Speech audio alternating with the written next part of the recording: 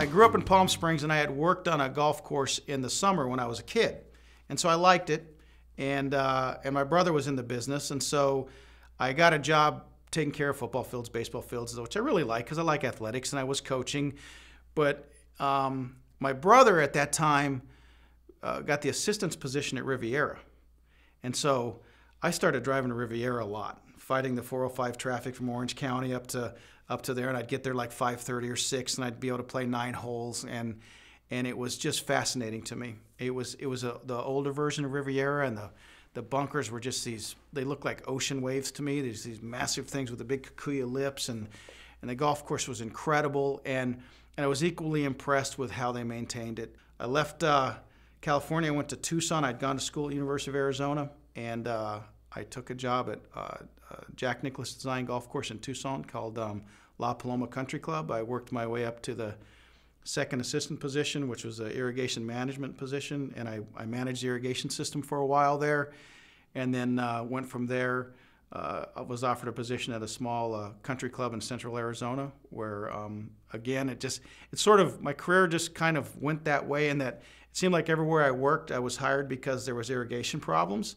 And so I went to this club, and everything was really old, and they didn't have money to buy new stuff, so we just kind of did what we could do to get it up and get it going, and made it work. And we did, and I did a good job, and I got hired away from there, and eventually went back to Tucson, where I was hired to be the superintendent at a brand new golf course that really opened too early. I had to finish growing it in, and the irrigation system was new but hadn't really been completed, and we finished it and got it going, and eventually the general manager left, and the owners asked me to be the general manager and the superintendent. So I did that for a number of years in a very competitive market, and I learned a lot about the business. The business is very tough.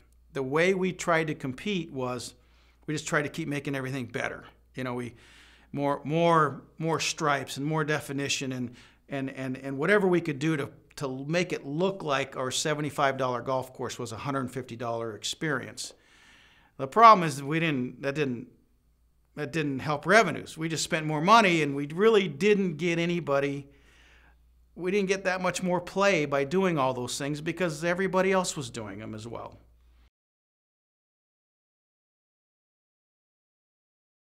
In 1999, I think I played in an Arizona Golf Association event at a freshly opened course in Globe, Arizona called Apache Stronghold.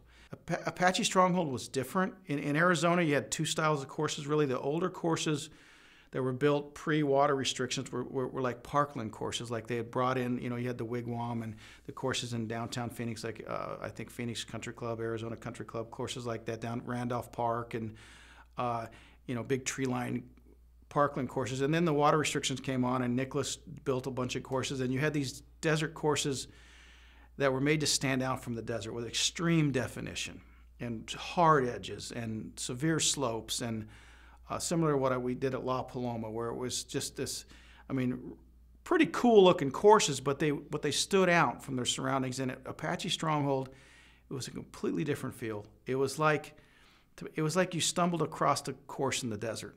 And it was just laying there, and the features from the outside ran in, and washes that were outside that ran in through the fairways and across and into greens, and there was no edge.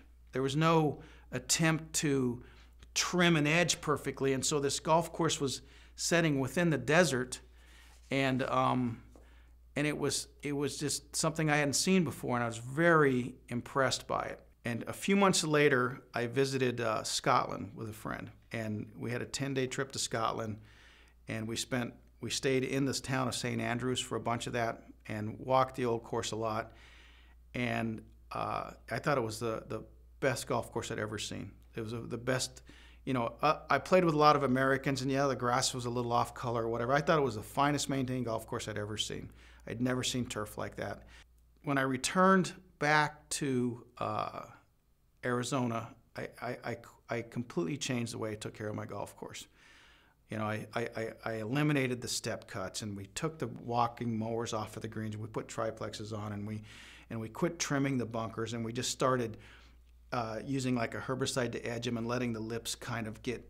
I still remember those lips from Riviera, and I thought, how can I make those things? Were so cool, and I was trying to do that kind of thing, and we cut our maintenance expenses greatly because we just focused on what made it good for golf. And interestingly, no one complained, and that's when I started to think that I started to think that in America two things. We think we know what the customer wants, and I'm not always certain that we do.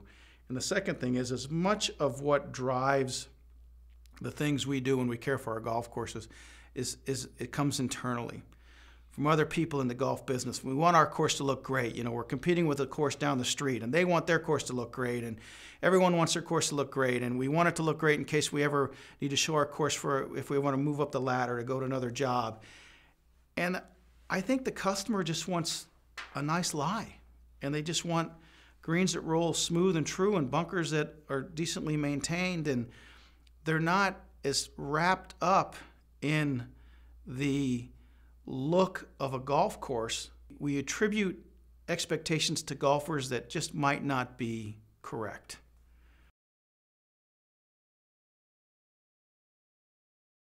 When I was in Scotland, we had a chance to, when we were on the west side, we had a chance to go play a little golf course called Western Gales, and it was just really cool. My friend and I, I think we were the only two there. We said, "Is there a caddy?" And they're like, "Oh, we'll get."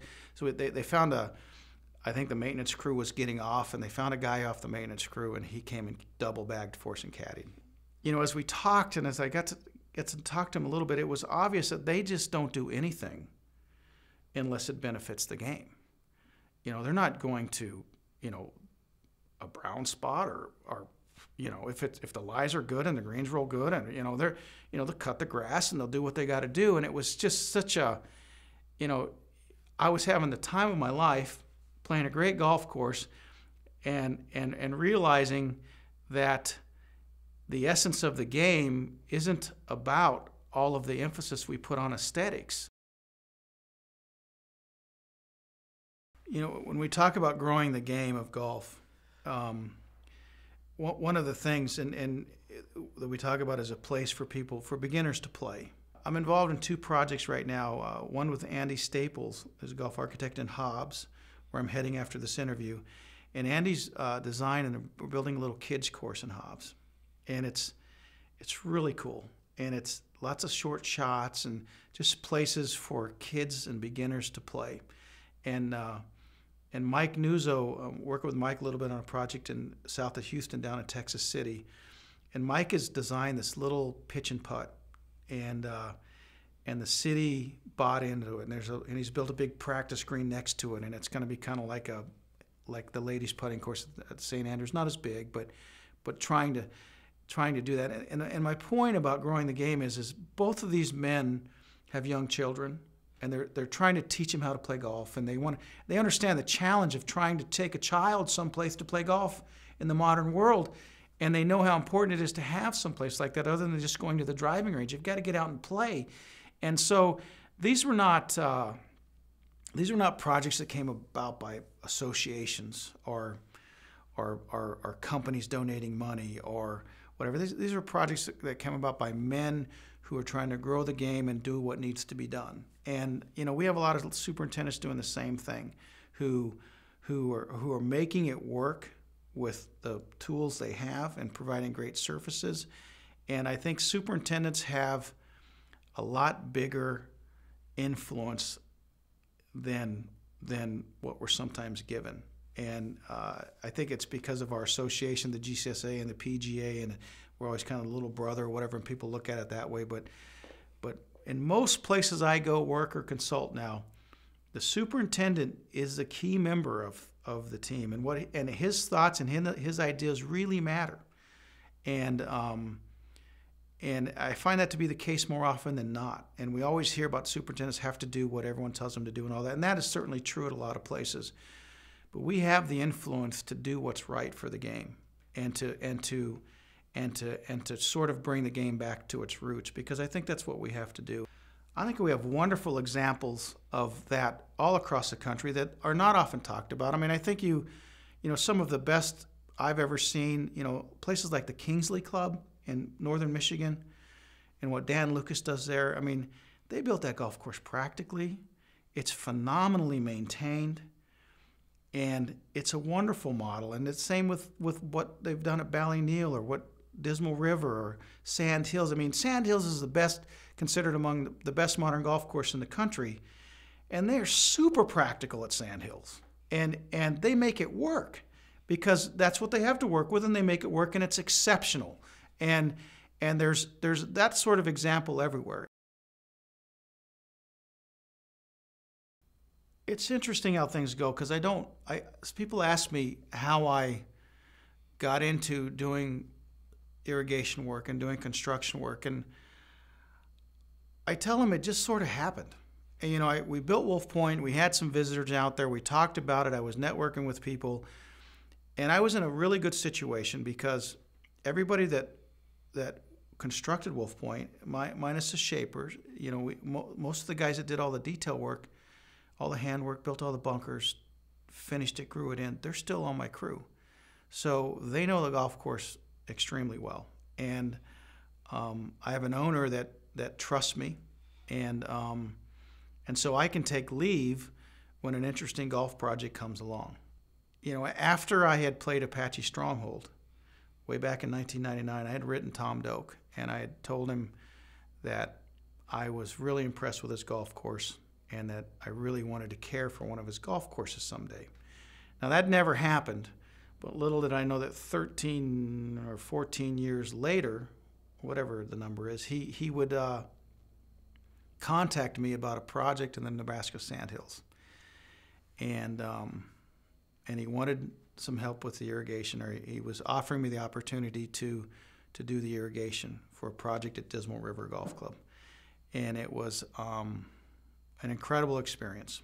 And working with Tom and his guys, really, not only are they extremely talented, they're also really practical. I mean, they don't overdo things, and it's all about the golf. And Tom trusted me, and the owner trusted me, and I really appreciated that. And it's a fabulous golf course.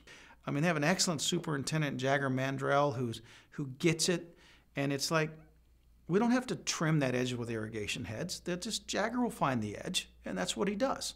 And that attitude by Tom and his guys, that saves incredible amount of sprinkler heads, and it doesn't water the native as much, and it's just better golf. And so really, Jagger just makes it work. In the golf world, the golf irrigation world, you have experts who will tell you that a basic irrigation system starts at $2 million. And that's just not true. There's so many examples of that being incorrect, but that is how it's viewed, and that's just not me. And so if I get asked to be, and I don't typically get asked, because if you want to do a $3 million irrigation system, you don't call me. If you want to do a $1 million or less irrigation system, then I might be able to help you. I think the future of golf is if you want to call it doing more with less, or there'll always be a luxury brand, I guess. There'll always be a place where where people just want to do that, and that's fine. I mean, I have no issue with that. My issue is when that is held up as the model, and people in golf that sell things, they like to do that, and that comes back to Pinehurst. The fact that what Pinehurst has done, being the model, 500 sprinkler heads, letting the edges get rough, bringing some luck back into the game, wider fairways. I mean, that is why I'm so excited about it. It's different.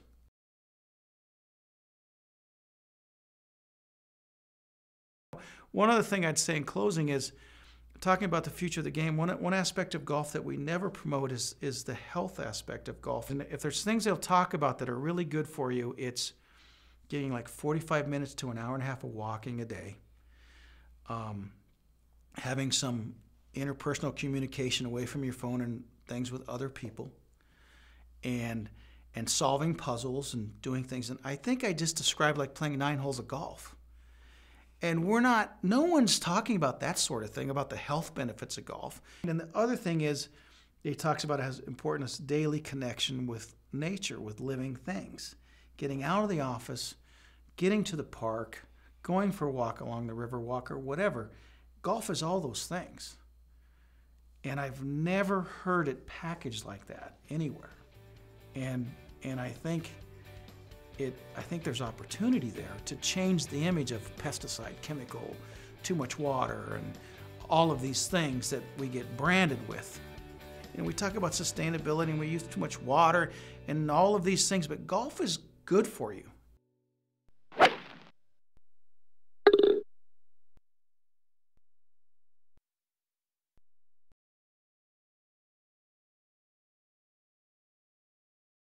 You're like the Reese Jones of irrigation. I don't know. It's interesting because I tell people that, and I mean, I didn't choose that direction. It chose me. Why do things happen? I don't know.